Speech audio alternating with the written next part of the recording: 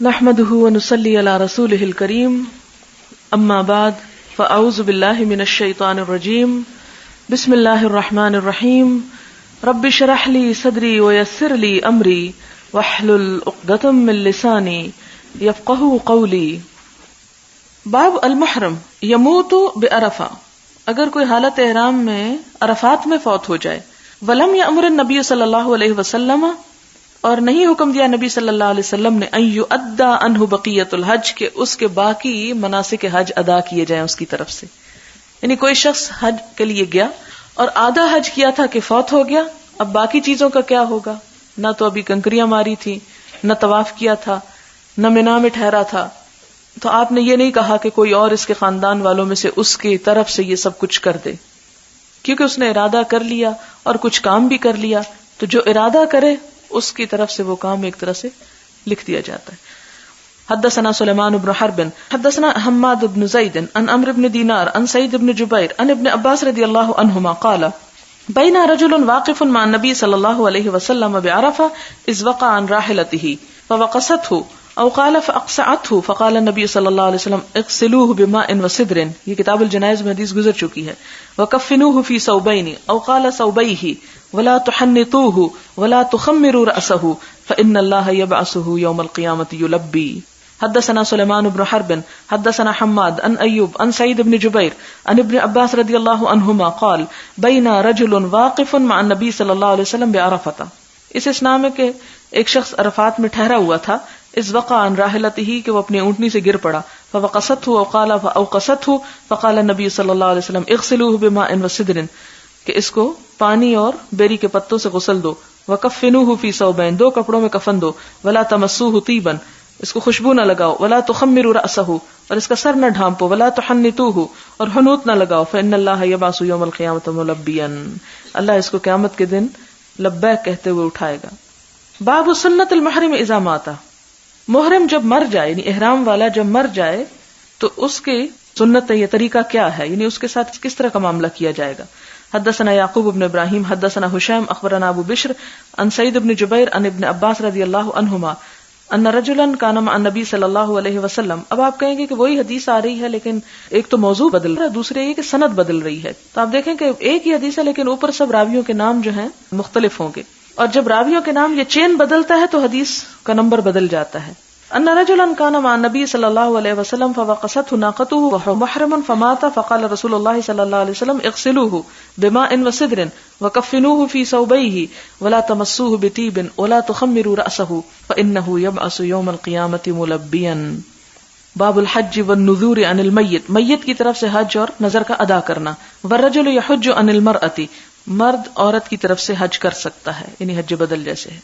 حدثنا موسى بن اسماعیل حدثنا ابو اوانا عن ابی بشر عن سعید بن جبیر عن ابن عباس رضی اللہ عنہما ان امرأة من جہینہ، ایک عورت جہینہ قبیلے کی جاءت الی النبی صلی اللہ علیہ وسلم، آپ کے پاس آئی. فقالت، کہنے لگی، ان امی نذرت، میری ماں نے نظر مانی، ان تحج، کہ حج کرے گی. فلم تحج حتی ماتت، مرنے تک حج نہ کر سکی.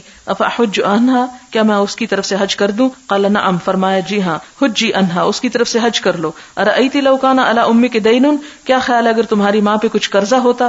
اکنتی قاضیتہ، کیا تو اس کو ادا کرتی؟ اقض اللہ، اللہ کا قرض ادا کرو. واللہ احق بالوفا، اللہ کا قرض ادا کرنا سب سے زیادہ حق ہے، یعنی اللہ تعالیٰ سب سے زیادہ حقدار ہے کہ اس کے ساتھ وفا کی جائے، یعنی اس کے عائد کردہ جو فرائض ہیں وہ پورے کیے جائیں. باب الحج امن لا يستطيع الثبوت على الراحلہ، حج اس شخص کی طرف سے جو نہ ہمت رکھتا ہو جم کے بیٹھنے کی. ثبوت قرآن پاک میں وہ آپ نے پڑھا کہ لیثبتوا کا، کہ آپ کو قید کر دیں، یعنی جمع کے ایک جگہ بٹھانا. پیچھے بھی وہ جو شکار والی حدیث ہے اس میں اثبتہ کا لفظ آیا، اللہم ثبت اقدامنا، ہمارے قدم جما دے. تو ثبت ثبوت اسی معنوں میں ہے. الحج امن لا يستطيع الثبوت علی الراحلہ، جو سواری پہ جم کے بیٹھ نہ سکے اس کی طرف سے حج کرنا. یہ حدیث بھی گزر چکی.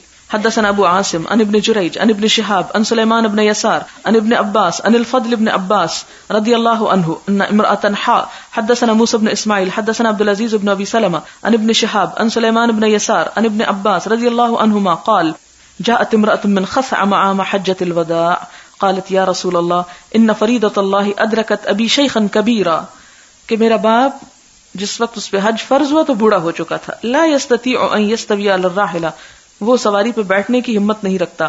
فَهَلْ يَقْضِيَ عَنْهُ أَنْ أَحُجَّ عَنْهُ، کیا اس کی طرف سے اگر میں حج کر دوں تو پورا ہو جائے گا؟ قال نعم، فرمایا ہاں. اس سے کیا پتہ چلتا ہے کہ زندہ بوڑھے شخص کی طرف سے بھی حج کیا جا سکتا ہے بدل کے طور پر.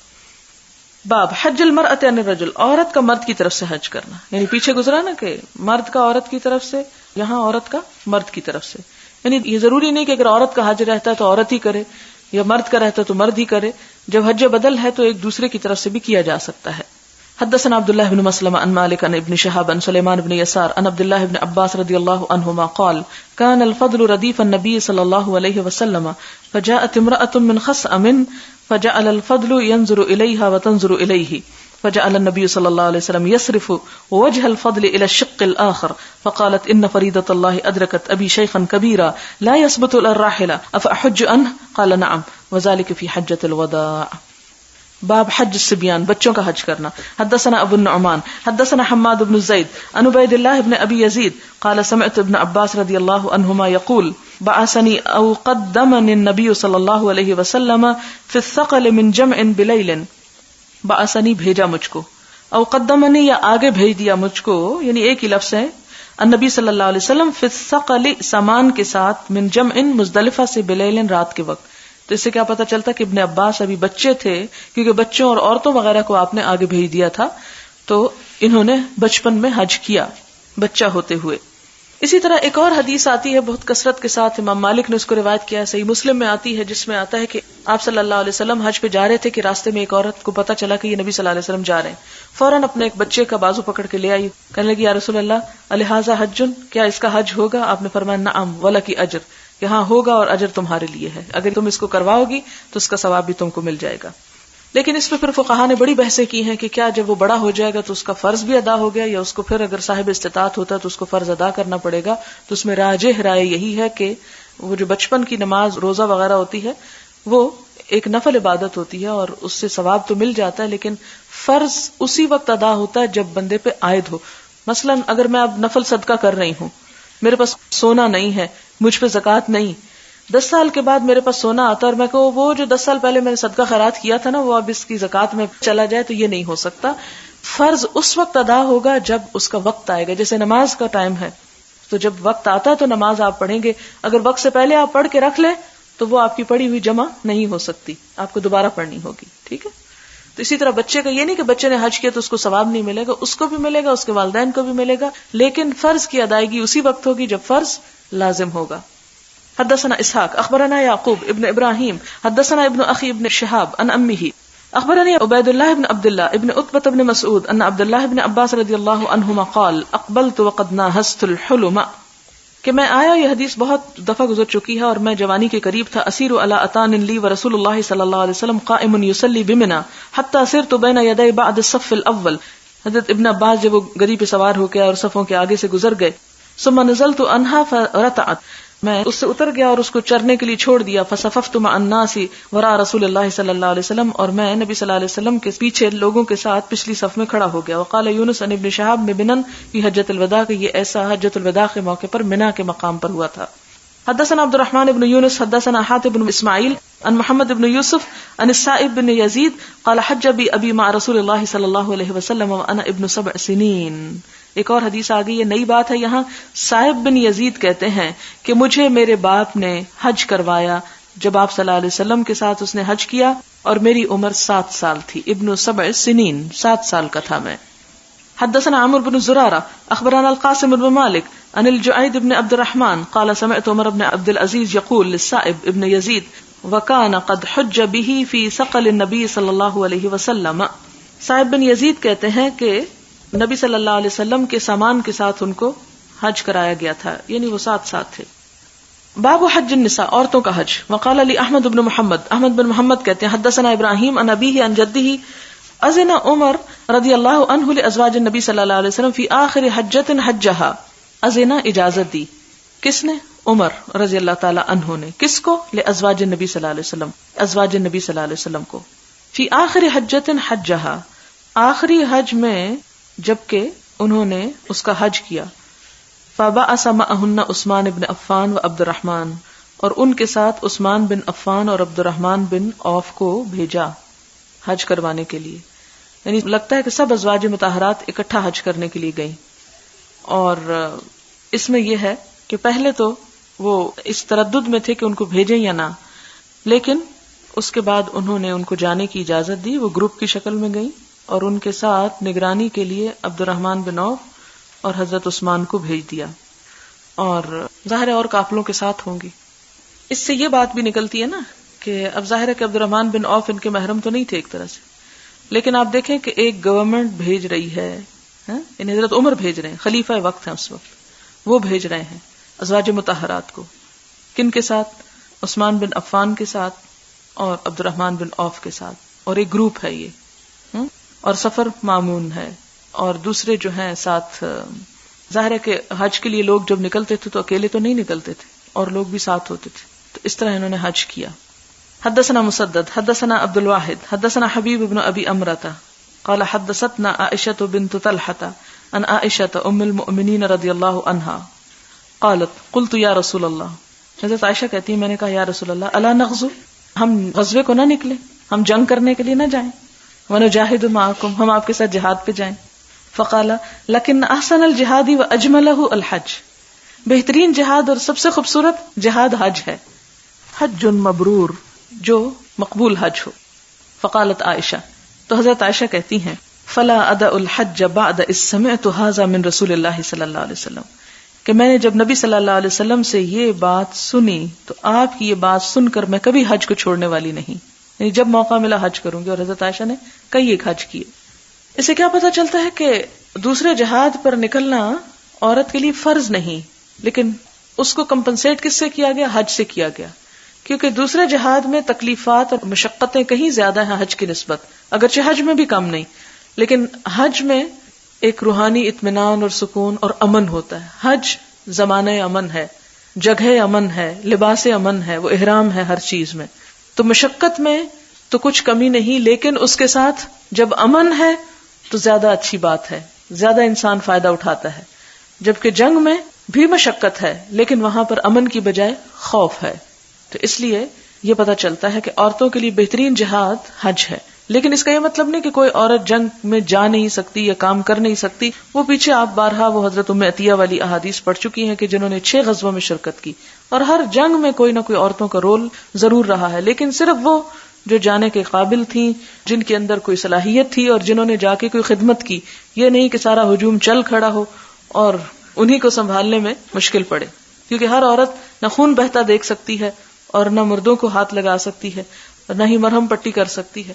تو صرف وہی نکلی کہ جو کچھ کام کر سکتی تھی، یا کھانا وغیرہ پکاتی یا اور اسی طرح زخمیوں کی دیکھ بھال کرتی، تو اس طرح کے کام.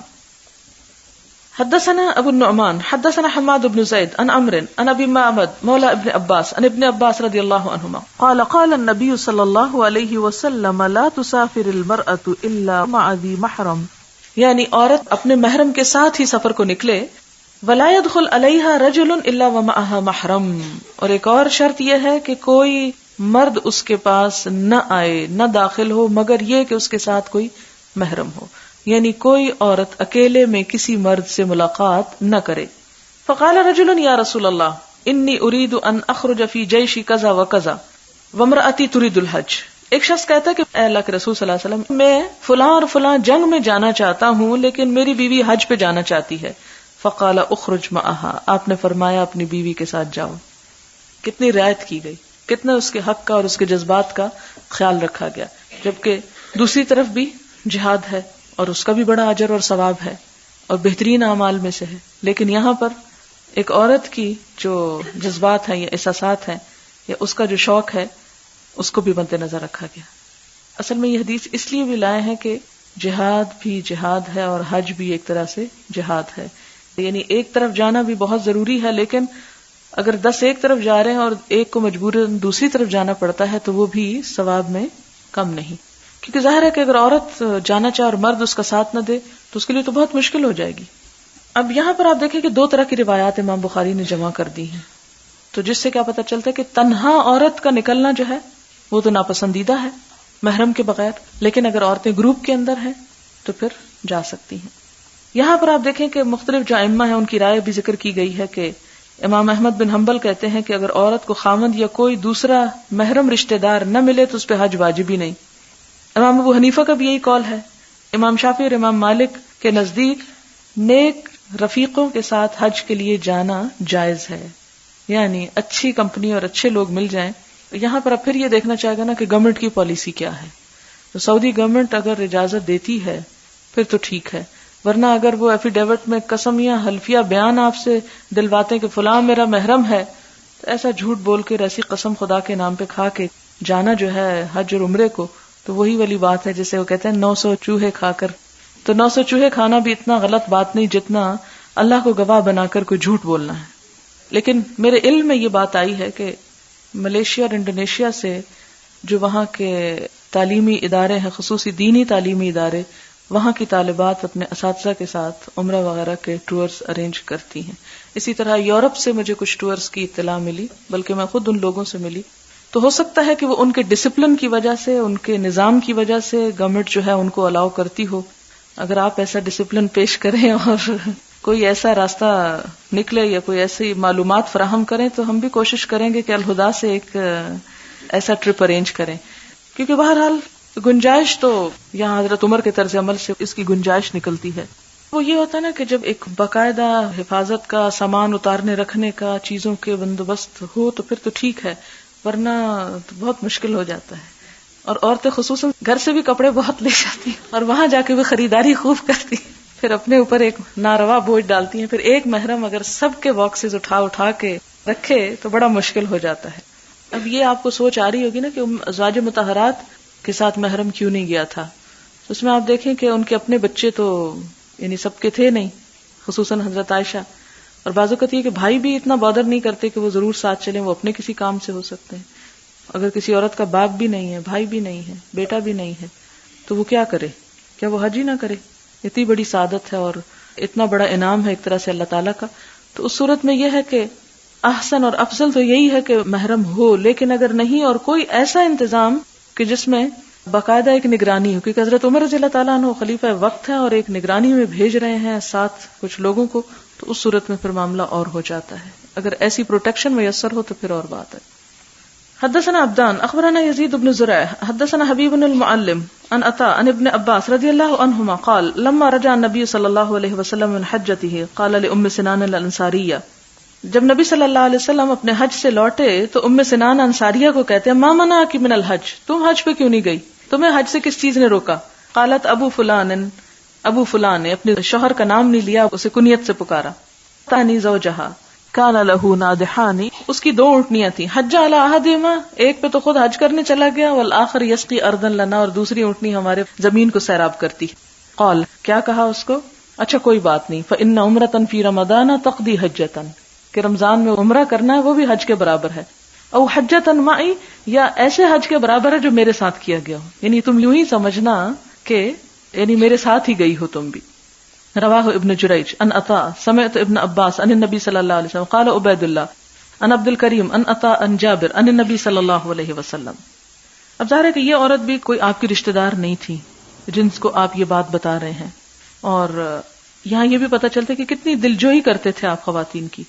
ہمارے ہاں اگر کوئی عورت کسی مولوی صاحب سے فتویٰ لینے کے لیے جائے کہ میرا کوئی بھی رشتہ دار نہیں، یا میں نہیں جا سکی، یا شوہر نہیں مانتا، تو وہ سیدھا بلنٹلی کہہ دے گا پھر تم جاؤ ہی نہ، یا تمہارے لیے کوئی گنجائش ہی نہیں، یا کوئی اس طرح.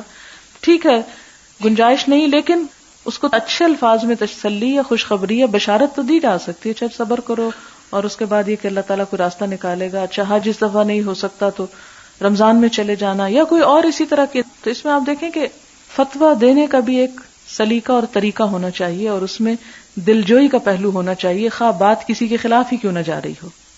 حدثنا سلیمان بن حرب حدثنا شعبہ عن عبد الملک بن عمیر عن قزعة مولى زیاد قال سمعت ابا سعید وقد غزا مع النبی صلی اللہ علیہ وسلم 12 غزوة. ابو سعید خدری جو تھے انہوں نے نبی صلی اللہ علیہ وسلم کے ساتھ 12 جہاد کیے. قال 4 سمعتهن من رسول اللہ صلی اللہ علیہ وسلم، 4 باتیں جو میں نے نبی صلی اللہ علیہ وسلم سے سنی. او قال یحدثهن عن النبی صلی اللہ علیہ وسلم، یا وہ باتیں جو نبی صلی اللہ علیہ وسلم نے ان کو بیان کیا. فاعجبننی، تو مجھے بہت اچھی لگی. وانقننی، اور بہت ہی عمدہ.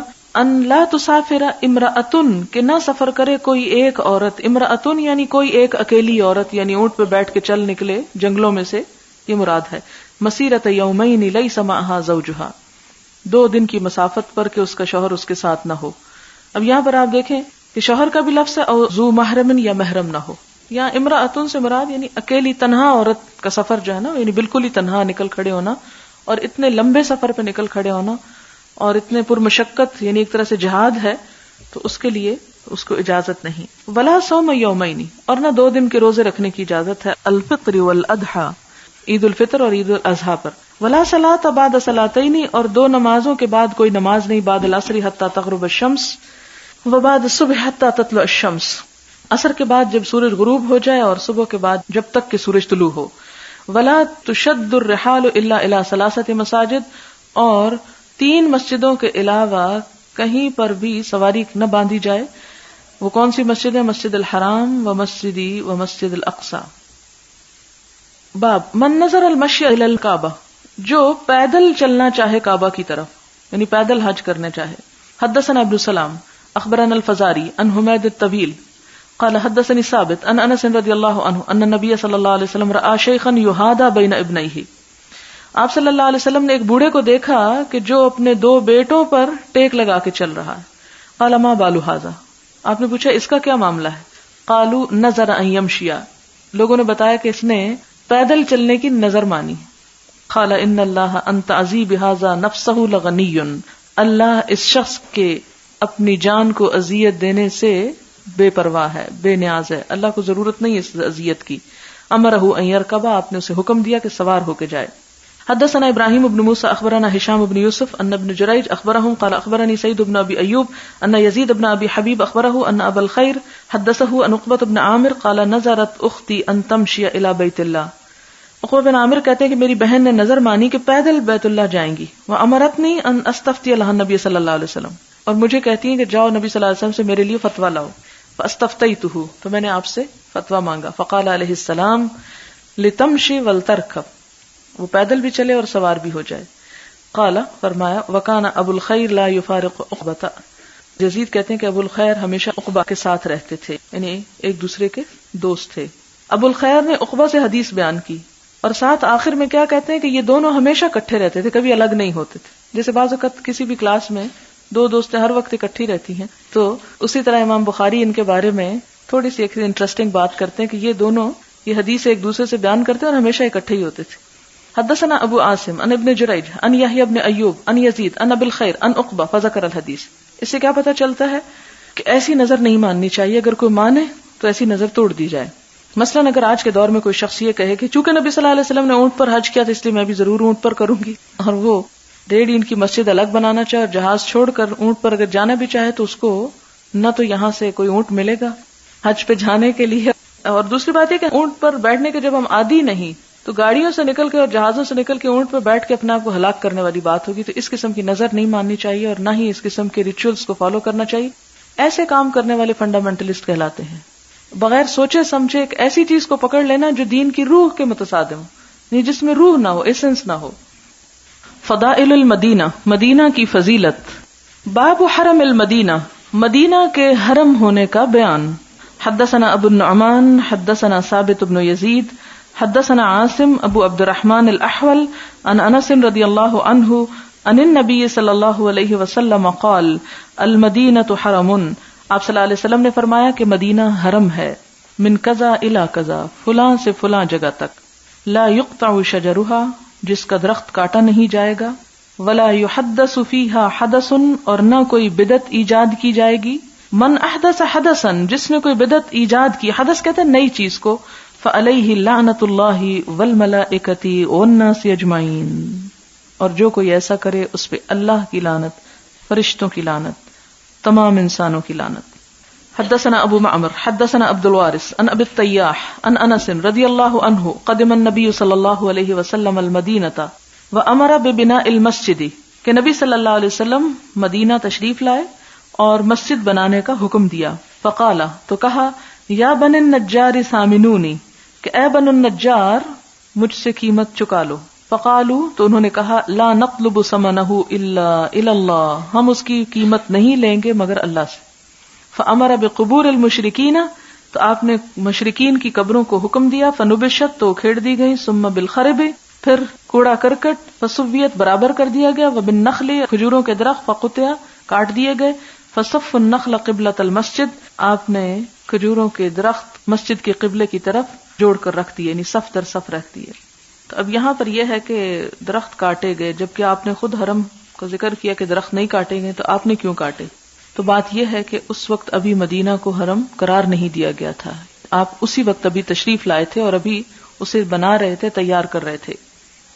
حدثنا اسماعیل بن عبد اللہ قال حدثني اخي عن سليمان عن عبيد الله عن سعيد المقبوري عن ابي هريره رضي الله عنه ان النبي صلى الله عليه وسلم قال حرم ما بين اللابتي المدينه على لساني، حرام قرار دیا گیا جو کچھ دو پتھریلے کناروں کے درمیان ہے مدینہ کے، علی لسانی میری زبان پر، یعنی میرے ذریعے. مکہ کو کس نے حرم قرار دیا؟ اللہ تعالیٰ نے خود. اور مدینہ کو کس کے ذریعے کروایا گیا؟ نبی صلی اللہ علیہ وسلم کے ذریعے. لابا کہتے ہیں پتھریلے کنارے، پتھریلے علاقے، اور یہ کہتے ہیں کہ مدینہ کے ارد گرد تقریباً 12 میل تک حرم کی حد ہے.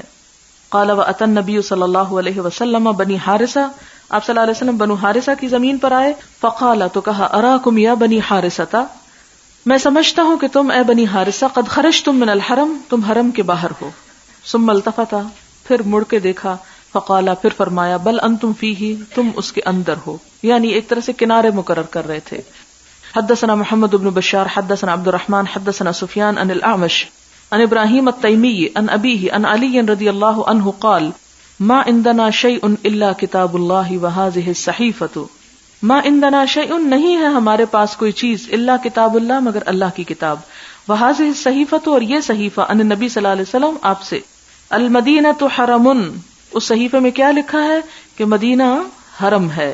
ما بین عائر الی کذا، عائر پہاڑ سے لے کر فلاں جگہ تک، عائر پہاڑ کا نام ہے. من احدث فیہا حدثا، جس نے اس میں کوئی بدعت ایجاد کی، او آوا محدثا، یا کسی بدعتی کو پناہ دی، فعلیہ لعنت اللہ والملائکۃ والناس اجمعین، تو اس پر اللہ، فرشتوں اور تمام انسانوں کی لعنت، سب کے سب کی. لا یقبل منہ صرف ولا عدل، نہ قبول کیا جائے گا اس سے کوئی نفل، ولا عدل، اور نہ کوئی فرض. وقال، اور فرمایا ذمۃ المسلمین واحدۃ، کہ مسلمانوں کا عہد بھی کافی ہے.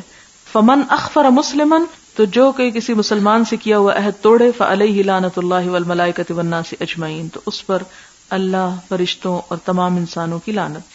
لا يقبل منہ صرف ولا عدل، نہ قبول کیا جائے گا اس سے کوئی نفل، ولا عدل، اور نہ کوئی فرض. ومن تولا قوما، اور جو کسی قوم سے جا ملے، بغیر اذن موالیہ، اپنے آقا کی اجازت کے بغیر، فعلیہ لعنت اللہ والملائکۃ والناس اجمعین. لا يقبل منہ صرف ولا عدل، اس کا بھی کوئی نفل اور فرض قبول نہ کیا جائے گا. قال ابو عبداللہ، امام بخاری کہتے ہیں عدل کا معنی ہے فداء، فدیہ. باب فضل المدینہ وانہا تنفی الناس، مدینہ کی فضیلت اور یہ کہ مدینہ برے لوگوں کو نکال دیتا ہے. تنفی نفی کر دیتا ہے، باہر نکال دیتا ہے. حدثنا عبد الله بن يوسف اخبرنا مالك ان يحيى بن سعيد قال سمعت ابا الحباب سيد بن يسار يقول سمعت ابا هريرة رضي الله عنه يقول قال رسول الله صلى الله عليه وسلم، آپ نے فرمایا امرت بقرية تأكل القرى، مجھے حکم دیا گیا اس بستی کا، تأكل القرى، جو بستیوں کو کھا جاتی ہے، یعنی دوسری بستیوں کو کھا جائے گی، یعنی ان پہ غالب ہو جائے گی. مراد یہ کہ مدینہ پائے تخت بنے گا، اسٹیٹ بنے گی، یہ اشارہ ہے. پھر یقولون یثرب، کہتے تھے یثرب، یعنی اس کو منافق یثرب بولتے تھے. وہی المدینۃ، حالانکہ اس کا نام مدینہ ہے. اور مدینہ تنفی الناس کما ينفی الکیر خبث الحدید، لوگوں کو اس طرح باہر نکال کرے گی جس طرح بھٹی لوہے کا میل نکال دیتی. کیر بھٹی، خبث ناپاکی یا گندگی، الحدید لوہے کی، یعنی بھٹی میں جب خوب آگ جلا کے لوہا تپایا جاتا ہے تو اس کی جھاگ اوپر آ جاتی ہے اور اس کو نکال باہر کیا جاتا ہے، پیور دھات باقی رہ جاتی. تو اسی طرح فرمایا کہ پیور لوگ اس میں رہ جائیں گے اور سب خبیث باہر نکال پھینکے گی. باب المدینۃ طابۃ، مدینہ کا نام طابہ بھی ہے. حدثنا خالد بن مخلد حدثنا سلیمان قال حدثني عمرو بن يحيى عن عباس ابن سهل بن سعد عن ابي حميد رضي الله عنه قال اقبلنا مع النبي صلى الله عليه وسلم من تبوك ہم نبی صلی اللہ علیہ وسلم کے ساتھ تبوک سے آئے، حتی اشرفنا علی المدینہ، یہاں تک کہ ہم مدینہ کے قریب آ گئے. فقال هذه طابہ، آپ نے فرمایا یہ طابہ ہے.